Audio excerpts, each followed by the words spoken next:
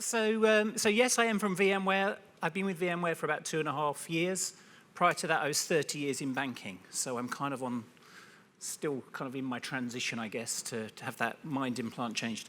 So my last role in banking, I was responsible for all the data centers globally for HSBC, including all of the operational resilience or the resilience and what the path to live. So this is kind of a topic that kind of keeps coming back to being of interest.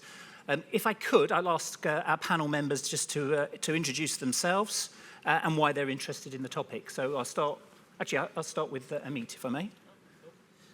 Good afternoon. Is this on? Can you hear me? Yeah. Yep. Can you hear me now? Yes. Yeah. Right. Good afternoon. So my name's Amit Jugnaut. I head up IT risk and governance in the second line at Lloyds Banking Group. Prior to joining Lloyds, I headed up IT and cyber risk at Direct Line Insurance Group, and prior to that I was at Aviva in a very similar role. So do you want to say why we're interested in this? Yeah. Yeah.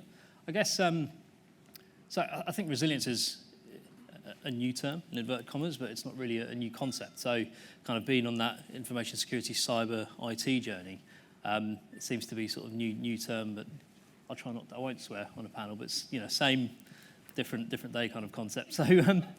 So, very interested. It's at the heart of what we want to do as a bank. It's very much the kind of thing that we're driving towards at the moment. So lots of components on this topic interest me day to day. So. Okay. So it's handily Graham. I think you're underneath your picture. So go on. So. Okay, hi. Graham Bastin. I work for Barclays. I've been there for 12 years. Quite a natural progression to the role I'm in today, actually. Kind of 2 roles ago, I ran infrastructure globally for Barclays. The previous role to this, I was the CIO for the retail bank. And in both of those roles, a big part of those jobs was technology resilience. So I've kind of been running the technology resilience program for Barclays for the last 3 or 4 years or so. And then about 12 months ago, my boss asked me as a kind of natural extension of that to start to think about cyber resilience, supplier resilience, and kind of got this role of operational resilience, which I've been doing for the last 12, 14 months. Okay, super. Scott? Thank you, Matthew. So like Matthew, I work for VMware, and I've noticed that I do need to get a smile from my photograph. Everybody else is looking a bit cheerier than me. But I'm responsible for security, regulation, and compliance within VMware software-defined data center. And for me, the idea of operational resiliency does translate well to security and cyber resiliency as well. So it's an area that obviously impacts on the availability of information, and we have to think about the various different ways in which we can ensure that the information is there and ready for the customers and internal systems when it's needed. Okay, all right, super. So the term operational resilience is it feels like it's become a bit of a catch-all. So do you want to just kind of give a bit of or elaborate maybe further on what you see as operational resilience, be that you or your organisation? And maybe Scott, if you want to, I know you just started by covering a bit of those topics. So what do you see as operational resilience? Yeah, so again, like I was saying, taking a focus on the aspects of information, so that's obviously confidentiality, integrity, and availability. And there's no point in being able to ensure that only those who can see information can see it, and those who are allowed to modify can modify it if the information isn't available when the business needs the information to be available. So I think it's a critical part of information security and the different assurance programs that organizations need to put around it. And that's sort of the same. So from my perspective, it's one of the kind of the 3 pillars, and it's important. Okay. Graham? I thought that last debate we had was like really relevant to certainly the way I think about this, which is, we had a business model which was kind of open the branches 9 to 5, Monday to Friday, and that's kind of what we needed to do to serve our customers. And then we've built out this digital business, and then that completely changes the business model, the customer proposition, and then how we need to think about resilience and the kind of tagline we're using at the moment at Barclays about being always on. And that's caused a bit of a debate within the organisation, because it's like, hang on a minute, Graham, you can barely get to 99 point whatever it is, right? really, can you ever be always on? And the reason why we've coined that phrase, and there's a point made in the audience which I thought was a brilliant one, was around culture, which is unless we've got an organization that kind of totally gets this topic, not the tech people or the ops and tech people, but the business, and they start to reimagine the business with those critical customer journeys in mind and say, our customers expect those to be always on, so how do we design that into the way in which the firm works? That's what resilience is for me. It's not just about high availability kit and infrastructure. That's kind of where we've come from. Okay, cool. Cool. Not too dissimilar to Graham, actually. So it's our drive to always be on, be able to sort of deal with internal, external incidents, threats, you name it, kind of end to end, and really kind of have that customer focus, regulatory focus, ultimately a drive to always be on. Okay. So I think, it sounds like it's a broader than just IT, but this is the CIO summit, so we'll focus a bit more into the IT bit, maybe a little bit more. So what are your thoughts then? Do you think as an industry or as IT within banks, we put more emphasis on innovation and transformation than on operational resilience? Me? I think it's all part of the challenge. So one of the things I think has been interesting in the last 2 years, I've seen many sort of business cases that come forward. They talk about the customer journey efficiencies, and then they finish it, and we'll be more resilient. Well, and actually, that can be the tipping point in many business cases that takes you from getting funding to not getting funding. So I think there is definitely, someone mentioned culture earlier. The culture of being resilient is still maturing, but the more that matures, the more people understand ultimately what we're trying to get to as an organisation and start to build that into innovation and transformation, and are thinking much sort of further down the path and the kind of immediate problem they're faced with. But I think it's a maturity point. So I think originally people are thinking about innovation as I can do something new and different, not really thinking of resilience. And as the concept and the culture changes, that's becoming more and more of a factor. But ultimately, I think the fact that people get funding over being able to put a resilience case forward, if we're speaking sort of bluntly, makes a huge difference. And that really brings it into the limelight. Okay. So definitely not in Barclays, right? So we do 30,000 changes a month. Over half of those are Regman changes.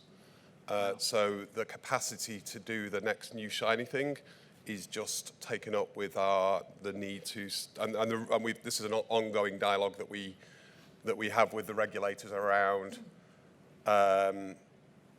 trying to create some kind of air traffic control where we can at least try and apply those changes in a sensible way versus them becoming competing priorities, which they often are. I think so the data definitely suggests that that's where the balance is in terms of the kind of the nature of the change that we do.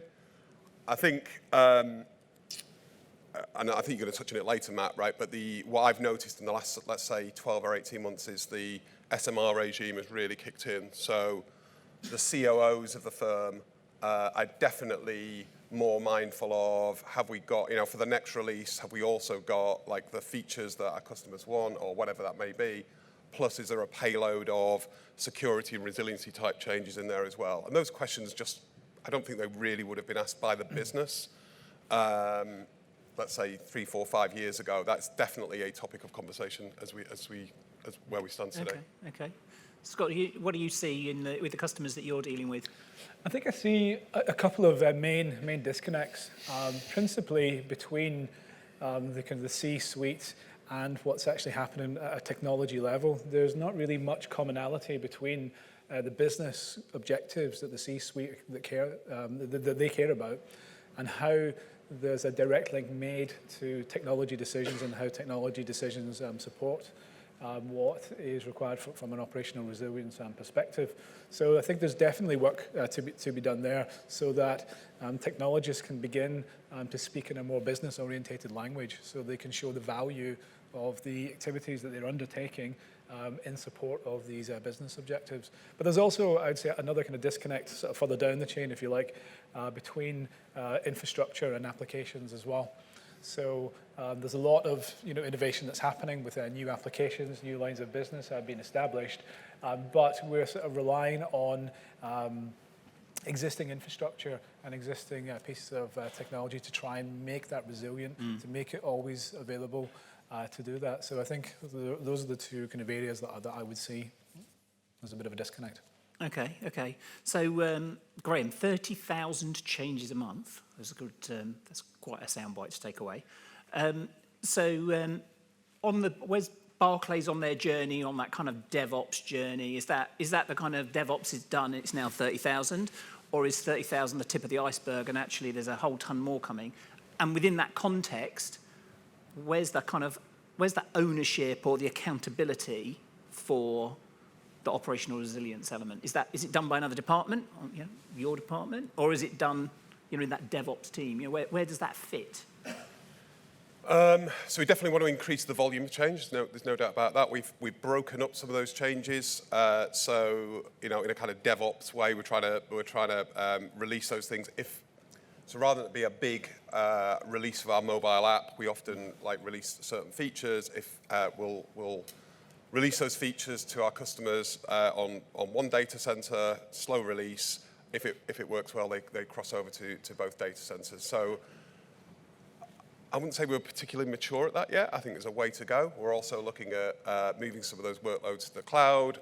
Again, a way to go, but we started on some of those efforts. In terms of ownership, it's definitely not my department. And I've been really, really clear on that. The cultural transformation is probably the biggest area that we're going to focus on over the next kind of 2 to 3 years, and the narrative around business ownership on that. And you make a really good point. I think the connection between applications, infrastructure, and the business is very siloed at the moment in our firm. There's a big push to get the business to be more tech savvy, and therefore not to dumb down the language that the technicians use, but actually try and get the business to better understand that area. We increasingly think of ourselves as a technology company, and yet we know that the composition and skill sets that exist in some of the executive teams isn't reflective of that. And that's a known kind of journey that we're going to go on over the next 3-4 years or so. Okay. Amit, thoughts? Just a few things that Graham mentioned, actually. So Lloyds is quite similar in terms of that sort of siloed approach between infrastructure and apps and so on. I'd still say that the cultural piece is really important, because ultimately we've got people driving a lot of what we do as organisations. And what I think has been really interesting is how operational resilience has really brought the customer angle into the limelight, especially for technologists. Because as technologists, we're quite used to sort of sitting in the background, doing our thing, over it goes. You never really know really what happens after that, to put it in a quite crass way.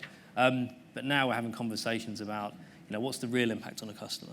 What does that mean? What does this change mean? How are you calculating the sort of a risk scenario right from start to finish, end to end? That's really changing the nature of the conversation, and as such, bit by bit, changing the culture of the organisation. It's a long journey. There's an interesting piece between what we want to do and what we have to do day to day, and where those two worlds clash, because they're not the same. They're not the same world a lot of the time.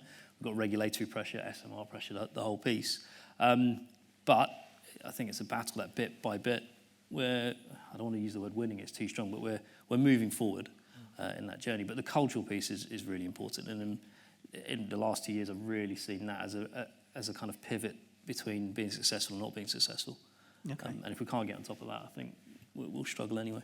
Okay, so before I ask if there's any questions, something that's occurred to me from the last session and this one, and I think both of you that work for a bank have mentioned SMR now, and I think I was reading something that some of the cloud service providers, the potential for them to start being covered by the senior managers regime, so there's accountability at executive level. What are your thoughts? What are your thoughts on how SMR or SMR type regulations are, sharpening up your business, or the questions they now might be asking you? Maybe I'll start with Graham, because I know you've got some experience specific on this. Yeah, it has definitely changed the nature of the conversation, for sure. There's no doubt. So in one way, it feels like some of the big changes that we've done recently. We moved some the mainframes from one data center to another. It was a big change, and the amount of excos and boards and this, that, and the other that I needed to go through and get written approval to was really hard. It was really hard. And then back to that point before about being able to truly explain the risk that this change meant to the business, and not just describe the happy path, but if things go wrong, this is what that means. And getting somebody from the business that was the SMR to really, really engage in that topic was kind of hard. We got there, but it was harder than it needed to be. As I said before, I see the COOs, so the SMF24s have definitely stepped up to that and behaving in the way that you would expect. Lots of good challenge coming from there. The business CEOs, not quite there yet. So they do, in my experience, they still see this as a CEO, as a ops and tech responsibility, and that's absolutely got to shift. Some way to go on the competence curve, right? Asking those competence questions. Yeah. Yeah. Okay. Amit, any thoughts? Yeah. Well, actually, what you ended on, it's a help and a hindrance in some ways, because according to the framework, it is a technology and operations responsibility and accountability, but the reality of it is it's not. So where it's really helped is having that focus, a single name, a single engagement point. Where it hasn't helped is that cultural piece again. When people go, "What's his problem? What's her problem? Not me." Which doesn't help, which is the kind of the opposite of what we're trying to create. So it's a help and hindrance. I think it's one of those. I hate to use this term, but it's another journey we need to go on. There's lots of journeys we need to go on. That's one of them. I find there's a bit of a clash between SMR and three lines of defence as well. Yeah. So there's a bit where we're still trying to calculate what does it all mean. But yeah, as much as it helps, it also causes some challenges as well. Okay. Scott, have you seen anything? I don't have any direct experience of that, having not. Most of my time is spent in the kind of government sector with defence and central government and so on. But I think one observation I would make is about, just to pick up on what Graham was saying just a few moments ago, about complexity of the situation that you need to manage now with all of these different changes. So agile environments are being created to allow the business to react more quickly to changes that they wish to make in functionality and capability. And the sort of unintended consequence of that is that it's made supporting different applications and information more distributed, and therefore I would say kind of more risky, because you've got assets that exist not just necessarily inside one place, but can exist outside your perimeter, maybe on cloud services, for example, and then being able to still have the idea of having operational resilience when you have this kind of multi-form factored application with different microservices is definitely something that needs to be kind of highlighted. Okay. But I guess in one way can also help with their resilience as well by being sort of agnostic to different cloud providers. Okay. So let me pause on the questions I'd kind of thought through. If there any questions, come on. Super. Well, clearly, it's an important topic also to business leads, but it seems like they are a little bit distanced. You say that it's something that the tech side will do. How can we engage with them, make sure that they see their contribution, how that is critical, and how that actually makes a difference, that this is also for them to own? So I definitely love your ideas on this, or anybody's actually. I'll tell you the way that we're launching this campaign, and then if you got feedback from me, that would be brilliant. So first of all, the group chief executives are going to launch as part of the kind of start of the year, the strategy and all. A big part of his narrative now will be about resilience. Now he'll talk about that in terms of connecting the importance of resilience to the group strategy, and we've kind of laid that out. Then each of the group exco will then bring to life this topic from their perspective. So the CEO of the retail bank has already done a video for me saying, this is what it looks like when things go wrong in a branch, or somebody's buying a mortgage, or like not describe it in a, you know, these are the most critical journeys and all the language that my team might use, but really, really bring this to life from the eyes of the customer and the business that they run. Similarly, investment banking CEO is going to talk about this is what it means when the trade floor doesn't work as it should do, and so on and so forth. So that's going to cascade down, and I'm really agitating the business to, in a quite immersive way, to go put yourselves in the shoes of a customer that doesn't get their dream home or whatever that may be. That's what it means when things don't work as they should do. We've then got a whole series of we've really dialed up the kind of testing regime to start to bring to life some of these kind of plausible scenarios and work through the business. What would happen if the payment systems aren't available for a period of time? What would you actually do in order to make sure the business is maintained, our customers are serviced, and so on and so forth? And again, from my roles in technology, when I've been on major incidents, quite often the response I've received is, we're just going to wait for the technology to come back. And it's like, that's no longer acceptable. And there's enough case studies of firms that have been out of action for extended periods of time. And I think the reality of that has got to be worked through. So I think some of those kind of steps, I'm hoping, will cause the business to play a much more active role in this rather than it be a hands-off kind of, that's the roll of bow and teeth. That's the way I'm thinking about it anyway. I'd love your feedback. Hello. So yeah, we'll all of us move into Amazon or Google, Microsoft Office 365 and all the cloud services that were going on. But they're all cloud services, so all the services hosted by third parties. I'm just wondering what the panel's view is from an operational resilience of having all our eggs in an American basket. Who wants to take that one? I'll give it a go. I mean, I'm less. Well, I'm not sure about the political end of that question, but I mean, there's clearly risk. There's concentration risk, right? We're all kind of gravitating towards the same providers. There's business benefit in that, and that business benefit outweighs the risk that we're taking operationally. I think it's a straight up risk conversation. There are things we can do, and I think we're seeing that certainly with some of those providers. They're being a lot more accommodating of what we need as banks and as a banking industry. I think it's nature of the beast to some extent. It's linked to the conversation we had earlier. There's customer demand, cost demands. There's lots of things that are pulling on the need for that digital change, and those cloud providers are there to enable that. I think we just kind of have to move with the times to a large extent, but be very conscious of the risks we're taking. And it's something I've seen in the past is where organizations just do it because it's almost a sort of FOMO kind of approach. Everyone's moving to the cloud. We need to move to the cloud.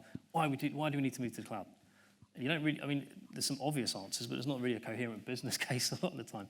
So what's the risk you're taking? What's the business benefit? And you know what, 9 times out of 10, the business benefit will outweigh the risk. And that's the changing nature of how we use technology. The political end of that question, which I think you might be alluding to, I'm gonna swerve that one if that's okay. But that's what I'd say. It's a risk conversation. At the moment, it makes sense to take that risk. But I think it's interesting, without mentioning the B word, but the European Union is obviously very active in this area. So the first piece was obviously the GDPR, focusing on personally identifiable information. But they are moving on to look at other areas like having security schemes for cloud service providers. So it starts from the point of view of the digital single marketplace and being able to say that any information that's within the jurisdiction of the EU should be able to be moved around and consumed. So they're looking at two main things. One is the idea about data portability, so that as a consumer of a cloud service, it's a contract, it's time bound, and at the end of that contract, then your data should be returned to you. And they should, the cloud provider should be able to prove that they have, adequately destroyed it, and you have it in a format that you can then begin to then move around different cloud providers. And then the second piece, as I mentioned, is a kind of corollary to that from a consumption point of view, you need to understand whether you've got the same minimum levels of protection of your information. So they're looking at a cloud security program, and that's currently going through ENISA right now. So I think that the EU has been taking obviously a global leadership on on our data and privacy matters, and I think that will definitely provide some assurance to organisations that wish, to run their systems on public cloud. Could I just, there's a broader piece which is around the supplier landscape.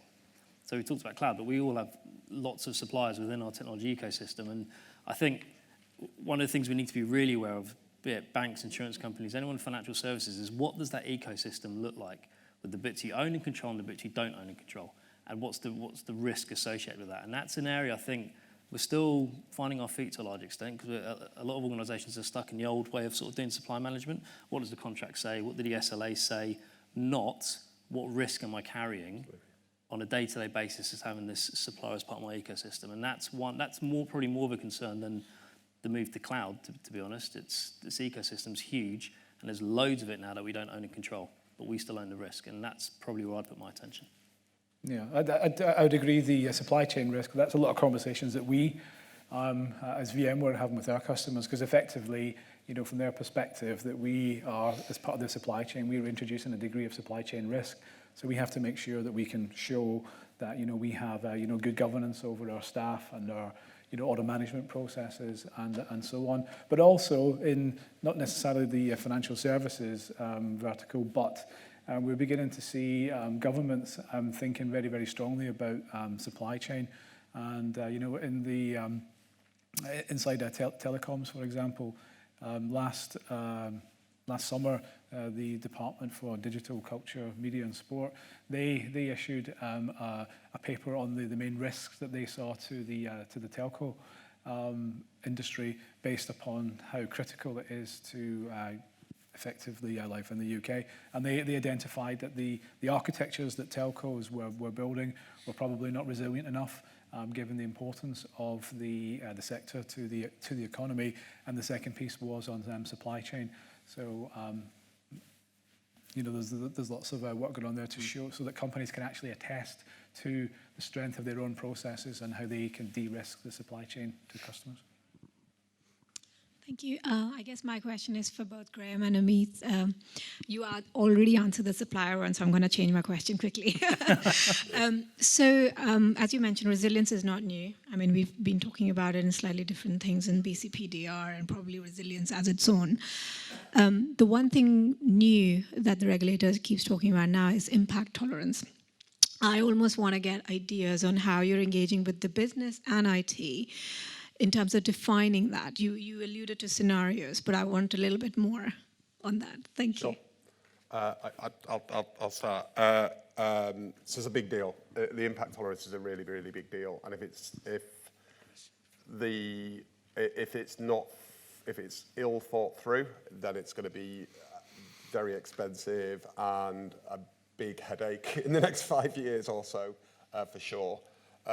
So what we've done back in November was to run a pilot. So we took some of our payment services, our front to back, our customer journeys, which touch payments, and we started to build out some scenarios where those services were impacted multi-day.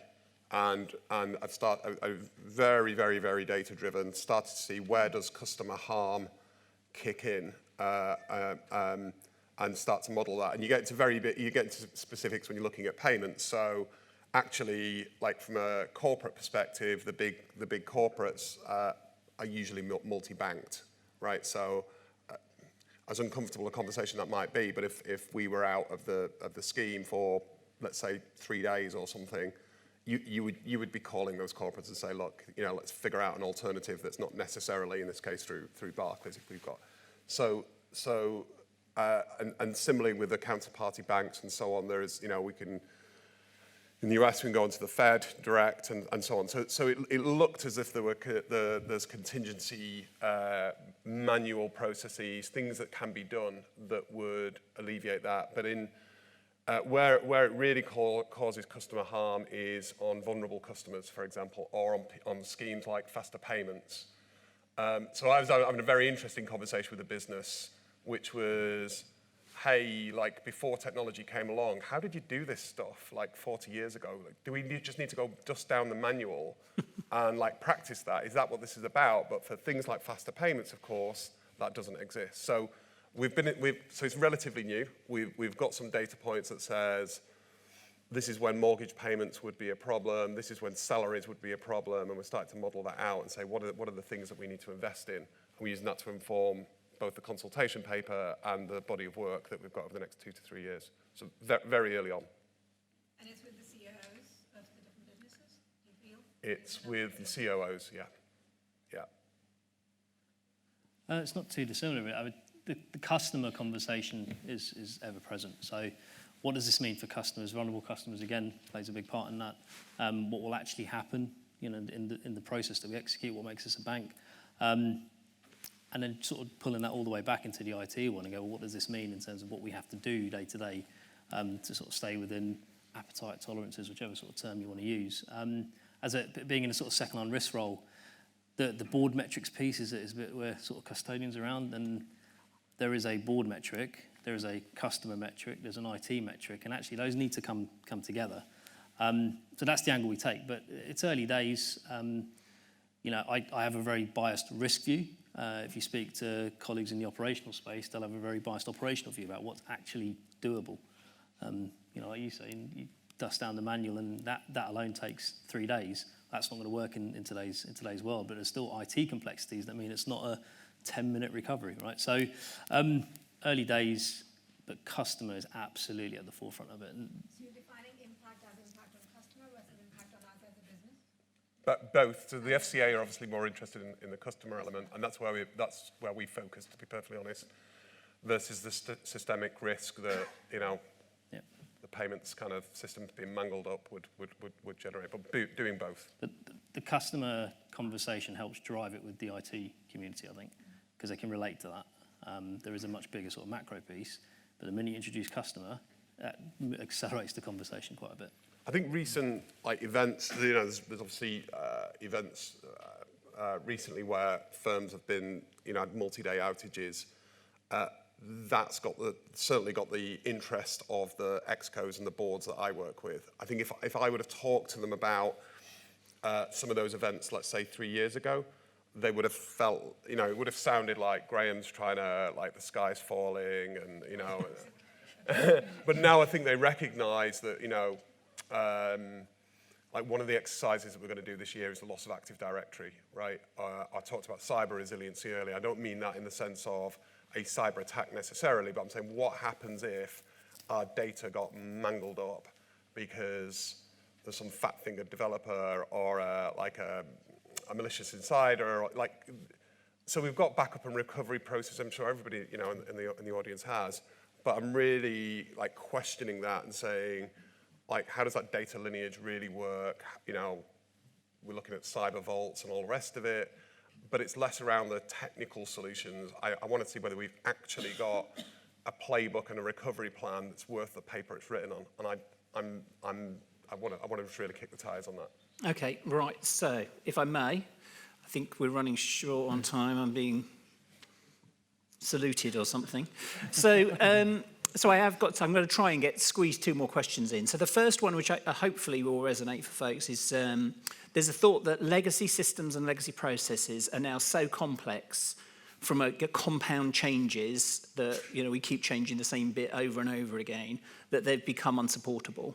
What are your thoughts on how you can use this spotlight on operational resilience to address some of these never-funded projects to go back and change or to gain investment? I'd almost link it back to the question you asked earlier on innovation and transformation. You can't. I don't think these are siloed topics. So when an organisation wants to transform, resilience has to be at the heart of that, and addressing some of those legacy issues has to be at the heart of that as well.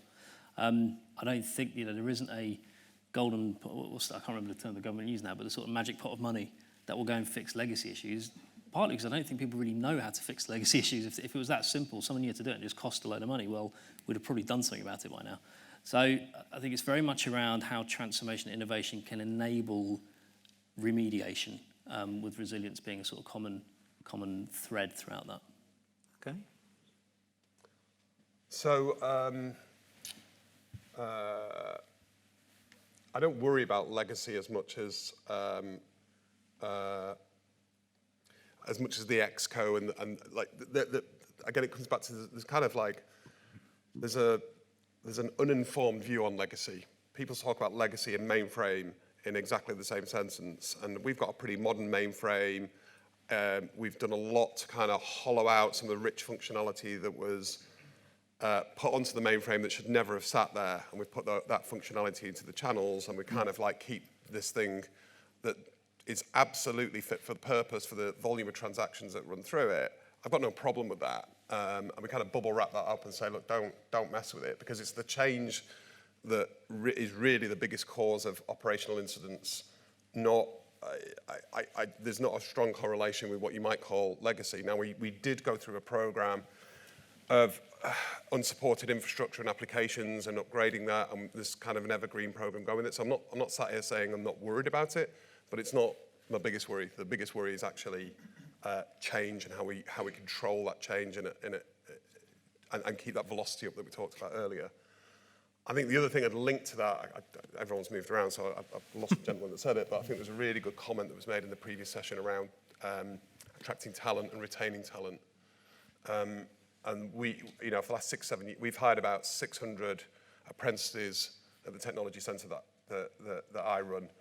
And that was a very deliberate effort to kind of insource that capability and get those people to understand, frankly, the complexity that exists. So less about the legacy, but like which bit is connected to what. And I kind of felt that like having people sticky to the organisation would really help that. So that kind of war on talent, I think, is a big topic that we're concerned about. That's a good one. Okay. I think I would just add to the point that Graham made about with legacy systems, even when changes are required it's perhaps only just to a small component of it. There could be, you know, a significant amount of a legacy system. It doesn't require any modification. And the idea of, you know, using a microservice and pulling that away from that legacy system and then therefore applying new operational procedures around just the piece that changes a lot is what organizations are doing. Okay. So if I can do my last question before Johnny cuts my mic. So this one's for all the suppliers in the room. Seeing as we've got 2 customers or prospective customers on the stand here. So what can we, your suppliers and prospective suppliers, do to help you in your pursuit for better operational resilience? And we're really attentively listening now.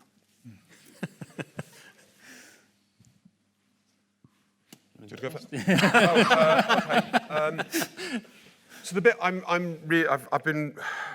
need some help with is I think it's called AI Ops is the term that's been bandied around. But really the thing that I'm really interested in is I think we're sat on an absolute goldmine of data, and we've built and we've invested in platforms that have got like you know, CMDB and all of this kind of stuff, and we do not leverage or use that. And I kind of feel that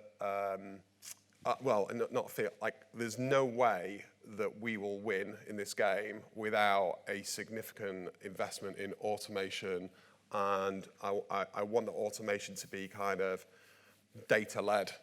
And so that when I'm going to do a change on a platform on a Wednesday and it's a low-risk change, and don't worry, Graham, it won't. You know, we've done this 100 times before. I actually want some insight and some intelligence that says that's a really bad thing to go do because of that complexity that I described earlier. And I just think there are solutions out there, and we can't scale what we've got to do with lots and lots of people. I've got to automate the recovery activities. I've got to get the insight in terms of what's going to go wrong. I've got to have self-healing. That's a big, big deal for us over the next 2 to 3 years. So if anybody's got any solutions, yeah, we can chat after this. Definitely interested. So I'm going to answer the question slightly differently. So I think for me, and there's a bit around the partnership with the supplier. So we're in it together. You know, because I've talked about this technology ecosystem. You know, we're all kind of in this one place together. Kind of go back to just really working together to address the common problems that we have. So don't hide behind a contract, don't hide behind an SLA, be open about which challenges you're having, how do those apply to us as a bank, and vice versa. I'm not saying that doesn't happen, but a kind of evolution of that journey, again, use that word that I hate using, but a kind of a step forward in that relationship, I think would make a big difference given the landscape that we're dealing with now. Okay. Scott, do you have a supplier's view as to what these guys needed to have said? Digital twin, obviously. Digital twin, right. Okay. Are we... Couple on... Okay. So, final thoughts then. Obviously you agreed to be on this panel. Have you said everything you thought you might get to say? Is there anything that you think actually would be a pertinent thing for folks to take away? I guess main thing for me is it's not resilience, like I said, as a concept. It's not a new thing. There's a new term, but it's not a new thing. But what it's forcing us to do is to think about the people we serve, our customers, be them corporate customers or individual customers, retail customers, and just to really think about resilience as an end-to-end piece. It's not all about what we're used to in terms of that recovery point. It's how we prevent stuff and how we work together to prevent incidents and resilience risks from materialising. So, probably no nuggets of gold in there. It's kind of stating the obvious, but sometimes it's the obvious that needs to be said. So think about end-to-end and how do we think about the full end-to-end journey? I think we touched on that. The big thing for me is going to be about culture, and as you just said, that resilience isn't just the job of the resiliency department or the tech. That's just not going to win. And I think if you're a CEO in kind of 2020, you've got to kind of know your finances, your market, your headcount, and your resilience position. That's just the way businesses are going to be run, and that's what a good CEO is going to look like. So I think there's a battleground there. Despite what I just said on automation, we can only win in terms of if we really scale up these recovery activities. The testing I want to do is in the thousands, not the tens that we do today. There's kind of some thinking we're doing around chaos engineering and so on and so forth. We've got to get there.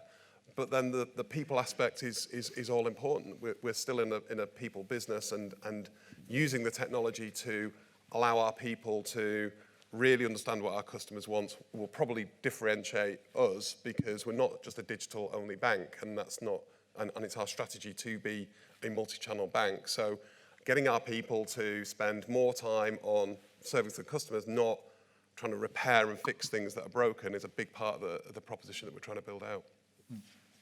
Very good, very good. I think I would just finish with the idea of a third-party risk as well. We've had a bit of a discussion about supply chain, but obviously not to forget that you have a certain span of control inside your organisations, but there are always third parties that are involved, and they can also be critical to how resilient your operations are as well. Okay, super. Thank you. Okay, great. Thank you very much to the panelists.